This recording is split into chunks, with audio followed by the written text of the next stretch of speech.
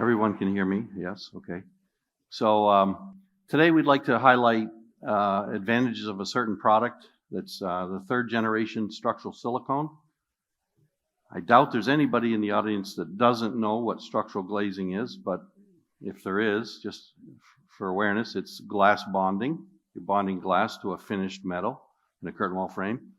And the first patent for this two-part technology came out in the 1970s. It was used to bond glass to make IGUs. And within a handful of years, it was adopted into bonding IGUs and monolithic glass to curtain wall frames. So the two-part technology emerged in the 70s. And we'd like to highlight the advantages of a certain product that's been on the market already for 15 years, but it's the third generation two-part structural silicone, and kind of show you what it can do. I'll start with a very brief history, 2 or 3 minutes, of how structural silicone glazing emerged, just in case there's some in the audience that aren't aware. Our company is Momentive. It was formerly General Electric Silicones for 70 years. General Electric sold it. These are some of the milestones of this company. I was one of the co-pioneers of the silicone materials. And really, the first patent was filed in 1957 by a French company, Rhone-Poulenc, for a one-part material pre-mixed in a cartridge that could be dispensed and cured, an RTV silicone sealant. And within a couple of years, 3 companies were selling this silicone sealant technology. And in the 60s, it evolved about this exact same time as the float glass process was commercialized. So this float glass process revolutionized glass. Prior to that was the plate glass process, which required polishing on both sides for distortion-free glass, was very expensive.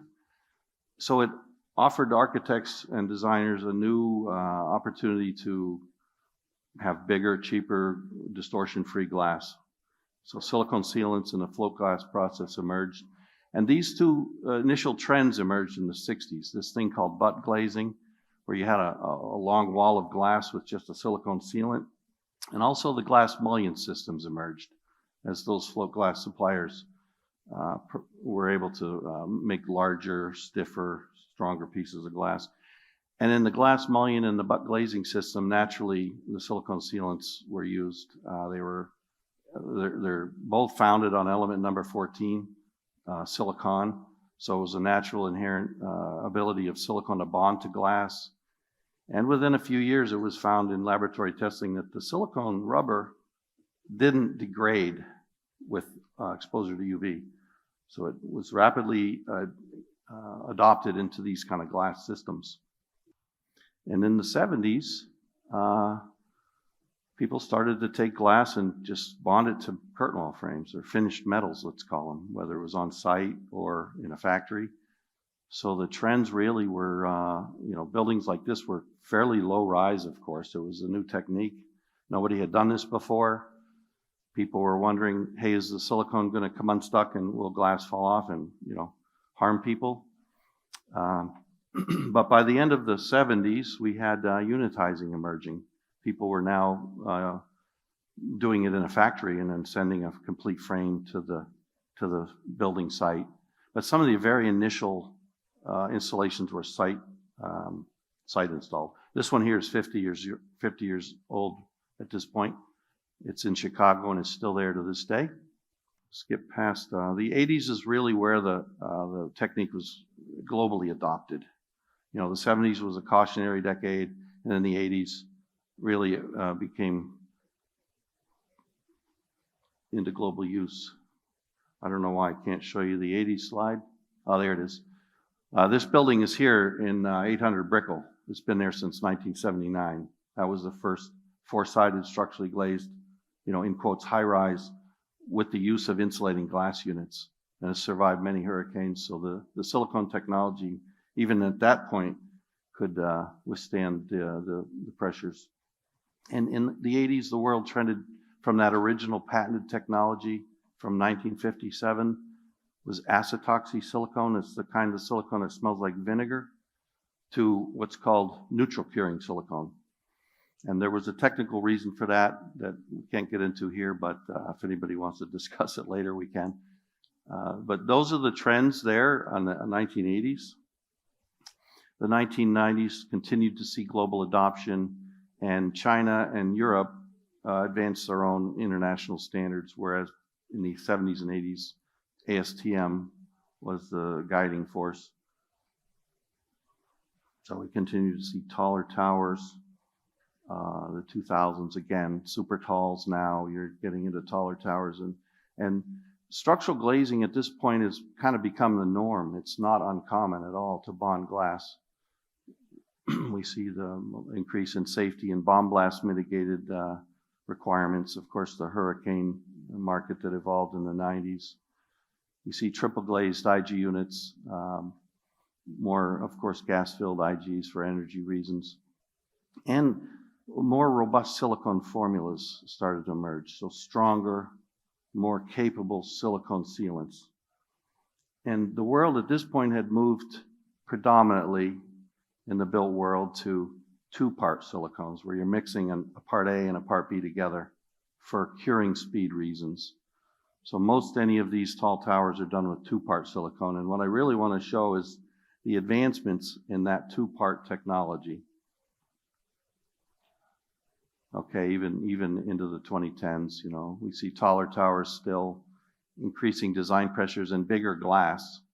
So the formula to calculate how much silicone is needed to resist wind pressure is based on Stephen Timoshenko's theory of plates and shells. And it's a very simple formula, but the bigger the piece of the glass and the bigger the wind pressure, the more silicone you're going to need. Those two numbers are in the numerator of the formula, the glass size and the wind pressure. And the stress allowable in silicone is in the denominator. And we're going to show you an advancement in that as well. So these are three modern day towers, two under construction and one complete, that are all four-side structurally glazed with this two-part silicone that we want to show you. So what were the advancements in this technology? Again, this was the generational history of the two-part structural silicone, not one part. That 1977 first generation two-part used in insulating glass units was adopted in 1980s, early mid-80s, to be used as a structural silicone. And over the decades, it's evolved and been improved, and that's what we'd really like to highlight today.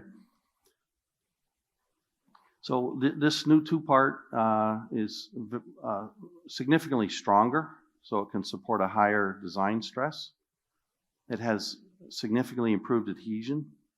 About 95% of the substrates that you can test will not require a primer. And it's got a significantly improved mechanical profile based on its adhesion, its elasticity and its tear resistance. And we'll show you that a little bit. So first of all, I sit on the ASTM C24 committee. This is my 25th year. C24 is called Building Seals and Sealants. And in 2017, a task group was started to discuss the allowable stress. It was chosen 40 years ago to limit it to 20 pounds per square inch, 20 psi. But with more capable and robust silicone sealants, there's been debate about increasing that stress, that allowable stress, to 30 psi.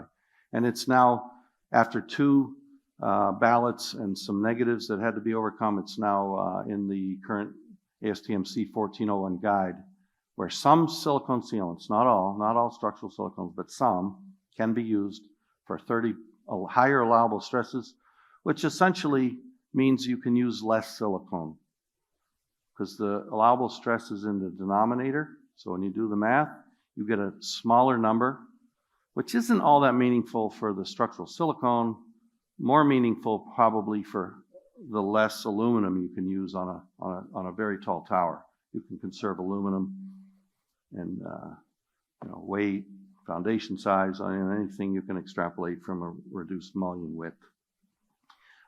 First of all, these are 4 competing sealants tested on 50 random substrates after 4 hours and 24 hours without using a primer. And I just wanted to highlight that this latest technology really sticks to everything. It sticks, and it's not only does it stick without primer, but it sticks fast, which is probably more important because the curtain wall fabricators that are building curtain wall frames need to move them out of the way and bring another one in. And if it doesn't stick quickly, then you can use a primer to increase that adhesion speed. So this one really sticks and sticks without primer quickly. It has an improved strength, and the graph here is kind of confusing, but these arrows are showing current two-part technology and the older generation two-part technology. And what you'll notice is the green line is the elasticity at break. So it's a more elastic material. And I'll show you what advantages that brings. The older materials are less elastic. These are properties of tensile strength in blue and elasticity in green of like 11 or 12 competing one and two-part structural silicones sold around the world. I don't know how to get these videos to play. Let's hope it works. Okay, so you're seeing a common two-part structural silicone on the left, a very common, current, modern two-part, and the more elastic, higher strength technology on the left. So it's a stronger, more robust silicone. And also in resistance to tearing, I wish I could repeat that video, but let me see if I can go back one slide and try it again. This is without cuts in the rubber. The second video you're going to see is with, you purposely pre-cut the rubber. It's a European test, and it's a resistance to tearing test. You can see the cuts, the silicone on the right ignores the cuts and just pulls to destruction. The silicone on the left will, connect and zipper. It has less resistance to tearing. Why would that be important? It's helpful in seismic, it's helpful in hurricane blast impact resistance. And here's a couple videos to demonstrate the elasticity and resistance to tearing of this product. That's a 380-pound IG unit where the head, the jamb, and the sill were cut and hinged back, not a full 90 degrees, but probably 70 degrees, and it's withstanding and bending and stretching and holding that. There are no other two-part silicones that can do that. The second video is the same concept, but just a little closer up so you can see what the rubber looks like. It's able to withstand a full 90-degree bend in a 1/4 inch thickness without tearing or otherwise, losing adhesion. So it's a far more elastic, stronger, and robust tear-resistant silicone rubber. Helpful for bomb blast, hurricane applications, of course. I don't know if this is a video. Okay, this is like a testimonial. This was done in 2012, I think. The metal panel, the edges of the metal panel sheared, and came out of its cassette, but the 3 IG units that were structurally glazed, all 4 sides were fully intact without any failure. So this product is capable of resisting blast. This is a hurricane impact design that was tested probably 15 years ago or close to that. It was a project in Hilton Head, South Carolina, or maybe it's North Carolina. I don't remember where that town is, but it was a corner design. Structural silicone went around the corner of the IG unit. And the owner of this company tested it for the project at 52 pounds per square foot for the project design stress or design pressure. And, it took the 3 impacts of the ASTM impact test and a subsequent 9,000 cycles at 52 PSF.